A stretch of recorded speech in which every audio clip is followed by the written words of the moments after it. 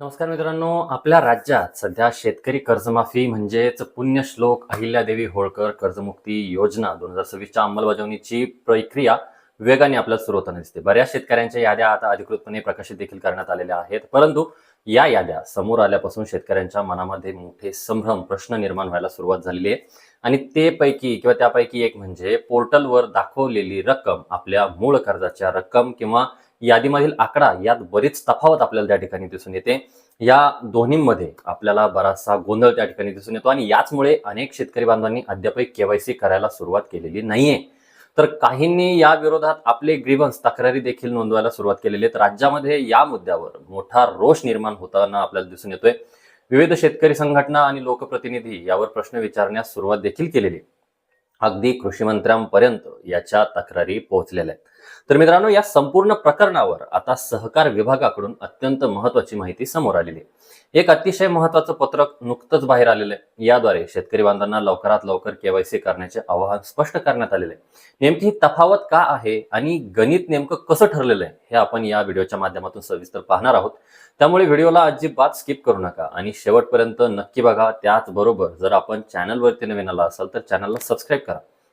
मित्रांनो, सहकार विभाग आणि सहकार आयुक्तांच्या माध्यमातून हे स्पष्ट करण्यात आलेलं आहे की पोर्टलवर जी रक्कम दिसत आहे ती तिचे योग्य गणित कॅल्क्युलेशन बँकेच्या पातळीवर सुरू आहे. बँकेच्या नियमानुसार जी रक्कम कमी केली जाणार आहे ती थेट बँकेकडून माफ केली जाणार आहे. त्यामुळे कोणत्याही अफवांना न जुमानता शेतकऱ्यांनी आपली केवायसी पूर्ण करणं अत्यंत गरजेचं आहे.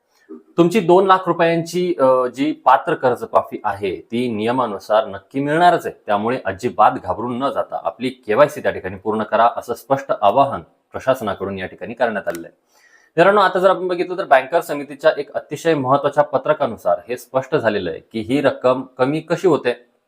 राज्यामध्ये 2019ची जी काही थकीत कर्जमाफी आहे त्यातील बरीचशी खाती आता एनपीए मध्ये गेलेली आहे.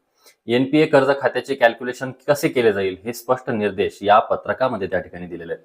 आता राज्य शासनाने काढलेल्या 2 जून 2026चा GR आणि त्यानंतर 3 जून 2026 रोजी बँकांसोबत झालेल्या बैठकीत काही महत्वपूर्ण निर्णय त्या ठिकाणी घेण्यात आलेले होते.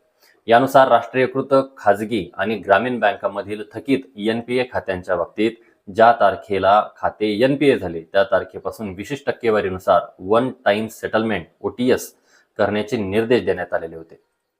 आता हे आपण टप्प्याटप्प्याने समजून घेऊया. सगळे एकत्र आल्याच्या नंतर गोंधळ व्हायला नको. 30 सप्टेंबर 2021 पूर्वी किंवा त्या दिवशी जर कर्ज खाते एनपीए झालेलं असेल तर लेजर बॅलन्स फक्त 35% रक्कम सेटलमेंट केली जाईल, म्हणजेच 65 पर्यंत सूट मिळेल. 1 ऑक्टोबर 2021 ते 30 सप्टेंबर 2022 पर्यंत 45% सेटलमेंट केली जाईल. 1 ऑक्टोबर 2022 ते 30 सप्टेंबर 2023 पर्यंत 55% सेटलमेंट केली जाणार आहे. 1 ऑक्टोबर 2023 ते 2024 पर्यंत 70% सेटलमेंट केली जाईल. 1 सप्टेंबर 2024 ते 30 सप्टेंबर 2025 पर्यंत लेजर बॅलन्सच्या 85% प्रमाणे सेटलमेंट त्या ठिकाणी केली जाणार आहे.